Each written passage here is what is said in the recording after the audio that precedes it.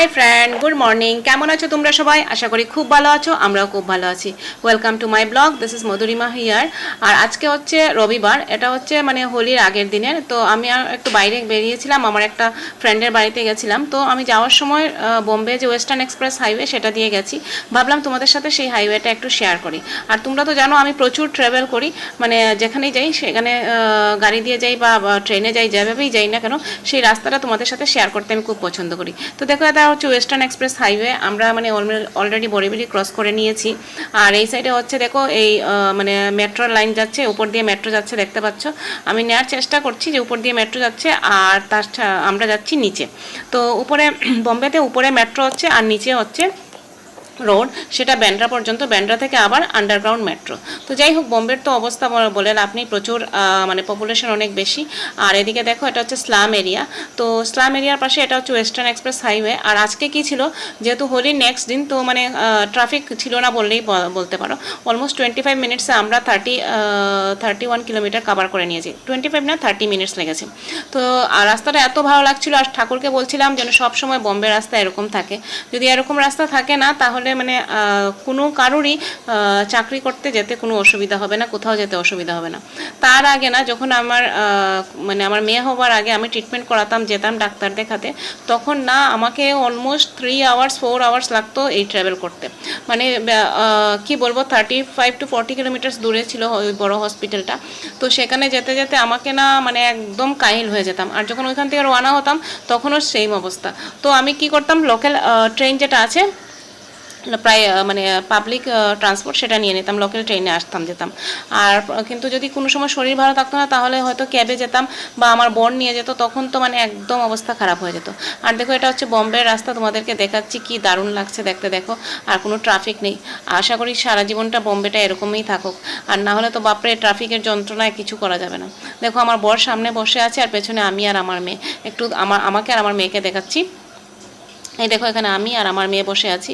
তো আমার মেয়ে কন্টিনিউয়াস আমার সাথে গল্প করে যাচ্ছে, মানে ও বলছে ও কোথায় যাচ্ছে, কোন মাসির বাড়ি যাচ্ছে, এইসব কারণ ও ওকে দেখেনি। আর আমি দেখো তাড়াহুড়ো করে বেরিয়েছি, মানে ভালো করে একটু মেকআপও করতে পারিনি। যাই হোক, আমি তো শুধু লিপস্টিক ছাড়া অন্য কিছু পরি না, তো একটা লিপস্টিক পরে নিলাম আর মানে রেডি হয়ে নিলাম, বাস এইটুকুই মেকআপ করলাম, কারণ করার আর সময়ও নেই। আর এত গরম না, মেকআপ করতেও ইচ্ছে করছিল না। আর এদিকে দেখো আমার মেয়ে বলছে ওর নাকি এখন ঘুম পেয়ে গেছে, ওর রাস্তায় বেরোলে ওর ঘুম পেয়ে যায়, বলছে এখন ঘুম পেয়ে গেছে। তো আমি বললাম যে এখন আর ঘুমোতে হবে না। আর এটা হচ্ছে গোরেগাঁও ফিল্ম সিটি আছে। এই যে রাস্তাটায় অভ্রয় মল দেখতে পাচ্ছ, তার পাশ দিয়ে একটা রাস্তা গেছে, ওইখানে না ফিল্ম সিটি আছে, তার ওই পাশেই হচ্ছে তোমার তারক মেহতার উল্টা চশমার সেট।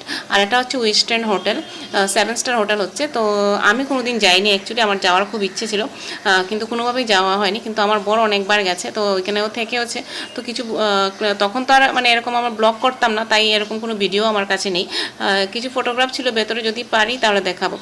আর এই বিল্ডিংটা দেখতে পাচ্ছ না, যখন আমি চাকরিতে যেতাম না তখন একটা কনস্ট্রাকশন চলছিল, মানে ওয়েস্টার্ন হোটেলের পাশে আরেকটা হোটেল আছে, একটা আছে, কি বলবো তোমাদেরকে, কর্পোরেট অফিস আছে, তো কনস্ট্রাকশন চলছিল।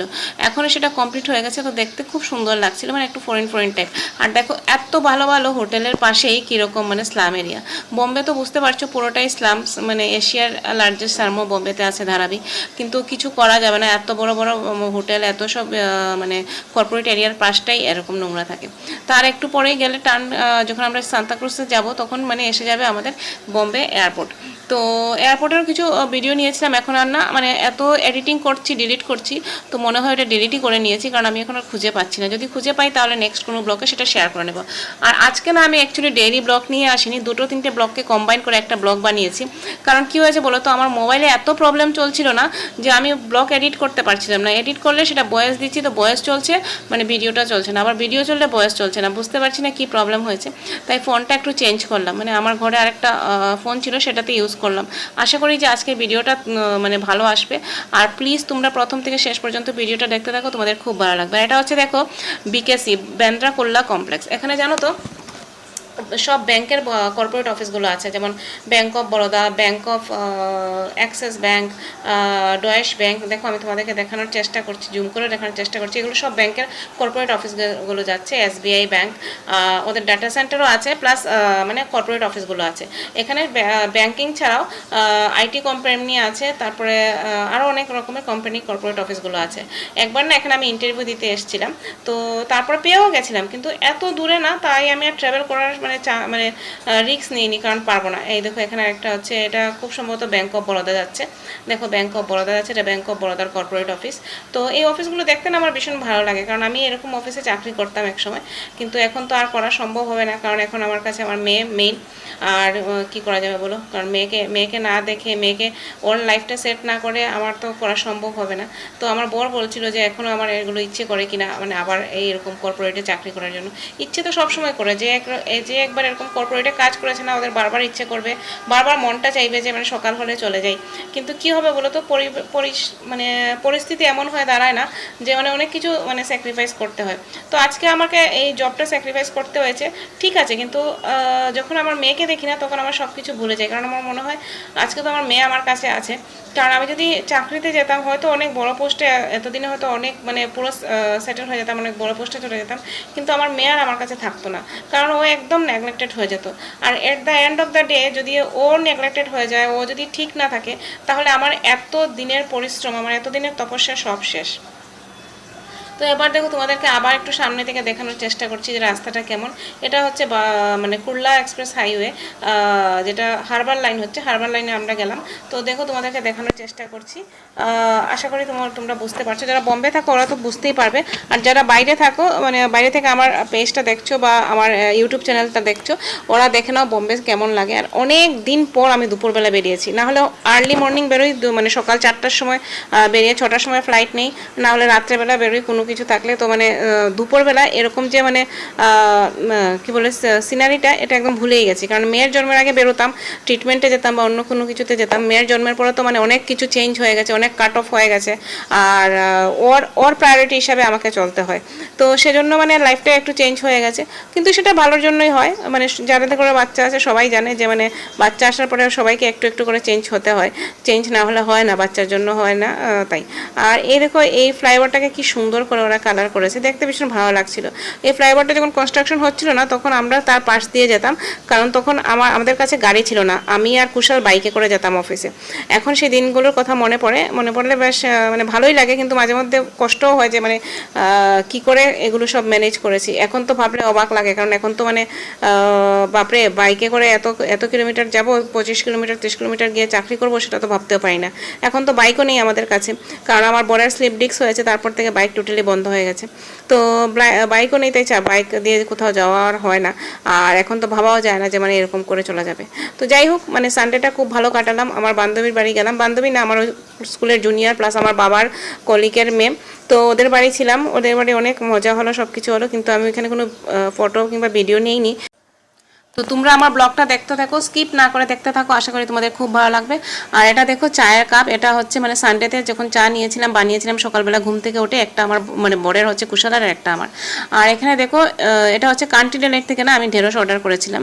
তো সেই ঢেঁড়সগুলো না মানে 14 রুপিসে পাওয়া যায়, মানে পাও কিলো পাওয়া যায়, 250 গ্রামস। অ্যাকচুয়ালি না এভরি উইকেন্ডে কিছু না কিছু অফার থাকে, তো আমি উইকেন্ডে থেকে মানে এই ঢেঁড়সটা অর্ডার করেছিলাম। আর ঢেঁড়সগুলো দেখো কত ফ্রেশ, মানে তোমাদেরকে সামনে খুলে দেখাচ্ছি, তাহলে তোমরা বুঝতে পারবে যে ঢেঁড়স কত ফ্রেশ। দেখো ঢেঁড়সগুলো একদম ফ্রেশ ছিল।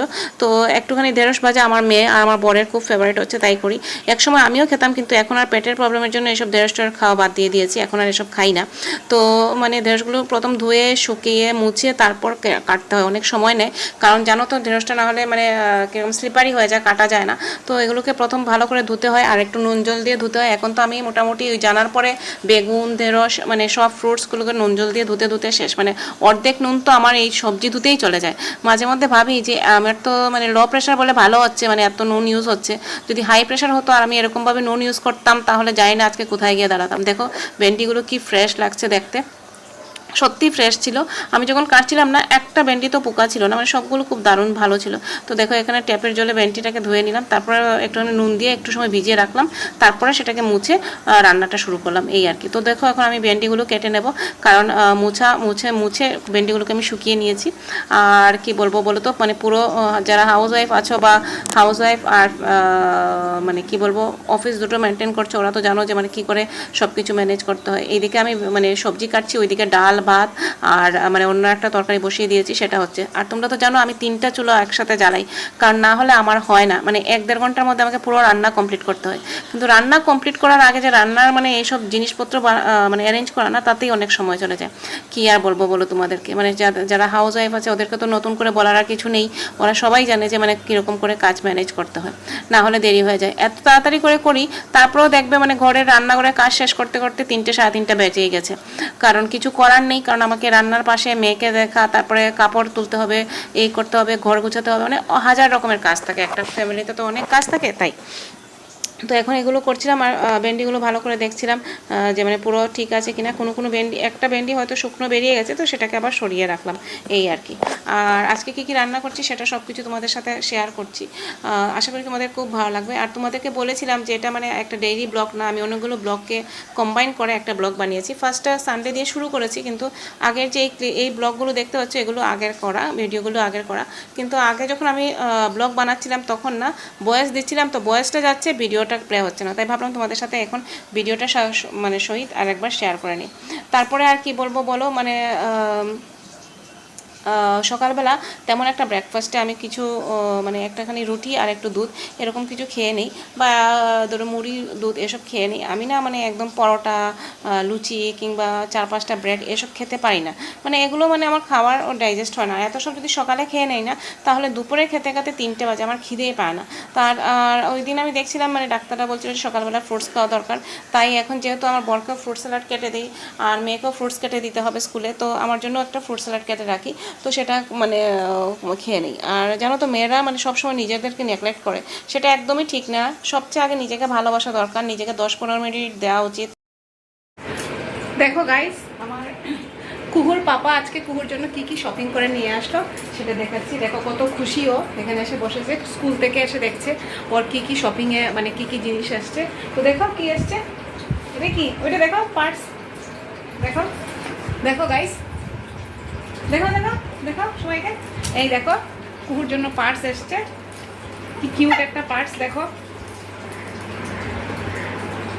আমাদের সময় না এসব ছিল না, তো এখন যখন ওকে এসব দেয় মানে ও যখন কিনে না, তো বা আমি যখন ওকে কিনে দিই তখন আমার খুব ভালো লাগে। দেখো মেয়েদের কত সুন্দর সুন্দর জিনিস পাওয়া যায়, দেখো কি কিউট পার্টস হচ্ছে। এটাকে এরকম করে নেওয়া যায়, আবার এরকম হাতে করে নেওয়া যায়, দেখো মনে হয় আমিও নিতে পারবো। তারপর দেখো এখানে কি আসছে তোমার, ওর পাপা দেখো ওর জন্য সারপ্রাইজ নিয়ে আসছে। কি আসছে এখানে খুলো, এগুলো কি নিউ ইয়ারের ড্রেস, আই মিন পয়লা বৈশাখের জন্য ড্রেস এসছে, দেখাও। এই দেখো ওর পয়লা বৈশাখের ড্রেস এসছে, দেখো কি সুন্দর পিস কালারের। আর দেখো বাপরে বাপ, এটার মধ্যে কি আছে দেখো, পিৎজা দেওয়া, ড্রেসের মধ্যেও পিৎজা। আর দেখি, ওয়াও এটা কি red and yellow, red and black and red. আচ্ছা ব্ল্যাক এন্ড রেডের দেখো একটা ফ্রক হচ্ছে, দেখো। আর কি আছে, পিঙ্ক, দেখো পিঙ্কটা, দেখো পিঙ্ক খুলো, এই দেখো পিঙ্ক হচ্ছে, এটা একটা পিঙ্ক কালারের হচ্ছে।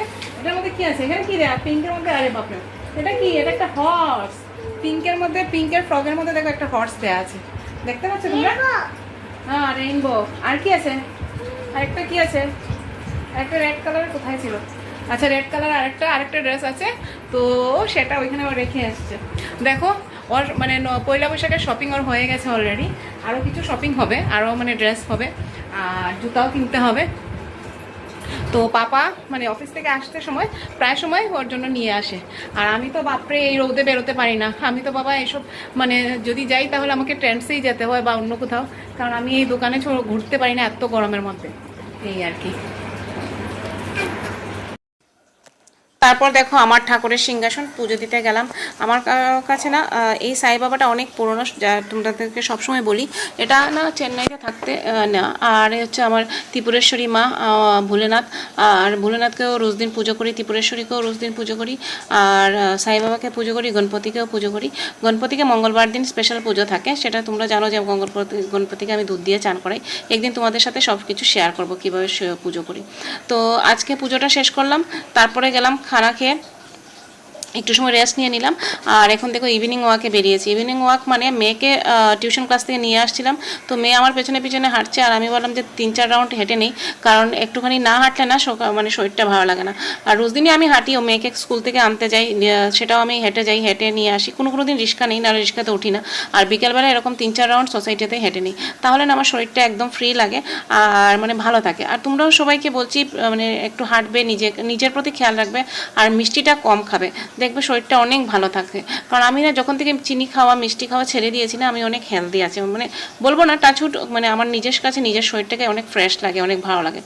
আর অনেকে আমাকে বলে যে আমি প্রচণ্ড রোগা, আমি এই সেই, কিন্তু আমি মনে করি আমি ফিট আছি। মানে আমি তো মানে ঠিক আছে, আমার সুগার নেই, প্রেশার নেই, এগুলো নেই। কারণ আমার আমার ফ্রেন্ডসরা সবাই সুগারের ওষুধ খাচ্ছে, প্রেশারের ওষুধ খাচ্ছে, আরও অনেক রকম ওষুধ খাচ্ছে। প্রেশার ওষুধ তো সবাই খাচ্ছে, কারণ ওরা পান টান খায় তাই। আর আমাদের এদিকে মেয়েরা তো পান খাবেই, কিন্তু আমি খাই না, তাই আমার প্রেশার ওষুধও নেই টাচুট। তো তারপরে দেখো ঘরে আসলাম, ঘরে এসে আমার মেয়ে বলছে ও নাকি চা বিস্কিট খাবে, তো ওর জন্য চা বিস্কিট নিলাম। বিস্কিট মানে চা তো নেই, সেটা হচ্ছে গিয়ে ওর জন্য হরলিক্স গুলেছি সেখানে। আর তারপর আমারও ইচ্ছে করছিল আমিও মানে একটু বিস্কিট খাই, তো আমিও একটা বিস্কিট নিয়েছিলাম। বিস্কিট মানে কুকিজ, আর সেই কুকিজগুলো হচ্ছে সুজির তৈরি। কারণ আমরা মানে ময়দার জিনিস অ্যাভয়েড করি, একদমই আমি খাই না, কারণ আমি ডাইজেস্ট করতে পারি না, আমার আইবিএস এর প্রবলেম আছে। আর মেয়েকেও ময়দা দেই না, এই আর কি। আর ওইদিকে দেখো ওর পাপা সোফার মধ্যে শুয়ে আছে, ও 24 ঘন্টাই সোফাতে শুয়ে থাকবে, মানে অফিসে গেলে যাবে আর না হলে সোফাতে এসে শুয়ে থাকবে। আর আমি এদিকে একটুখানি বিস্কিট খাচ্ছিলাম, মেয়েকে 2-3টা বিস্কিট খাওয়ালাম, কারণ ও টিউশন ক্লাস থেকে এসে দুধ বিস্কিট বা এরকম কিছু একটু খেতে চায়।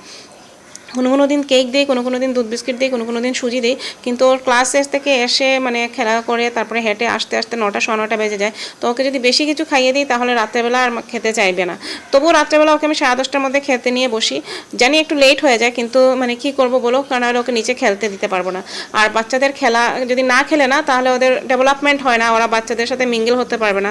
যেসব বাচ্চারা নিউক্লিয়ার ফ্যামিলিতে থাকে ওদের তো বাইরে গিয়ে খেলাটা খুবই দরকার। আর তাছাড়াও বাচ্চাদেরকে বাইরে গিয়ে খেলাটা দরকার, মোবাইলে বসে খেলা কিংবা টিভি দেখা এসবে না বেশি গ্রোথ হয় না। ব্রেনের এক্সারসাইজ হয় যদিও, কিন্তু তেমন একটা ডেভেলপমেন্ট হয় না। কিন্তু তুমি যদি নিচে গিয়ে খেলো, তোমার আরও বুদ্ধি বাড়বে, আরও 10টা লোকের সাথে মিঙ্গেল হওয়ার তোমার ক্ষমতাটা বাড়বে। কারণ আগে গিয়ে তো তোমাকে হোস্টেলে থাকতে হবে, সবার সাথে মিশে চলতে হবে। তুমি যদি এরকমভাবে তৈরি হও, তাহলে এন্ড অফ দ্য ডে হয়তো তুমি চাকরি করবে বা কিছু করবে, কিন্তু তুমি মানে সাকসেসফুল হতে হবে না। কারণ সাকসেসফুল হতে গেলে না সব দিকে সাকসেসফুল হতে হয়, মানে চাকরিতেও সাকসেসফুল হতে হয়, ফ্যামিলি লাইফেও সাকসেসফুল হতে হয়। তারপর দেখো এখন মেয়েকে পড়াতে বসালাম আবার একটু, মানে ও আমার কাছে আধা ঘন্টা হলো পরে, তখন বাজে 9:30, ও পড়তে বসেছে। আর এই ইউজুয়াল মেয়েকে পড়াতে বসে আমি সব কাপড়গুলো পাট করে রাখি।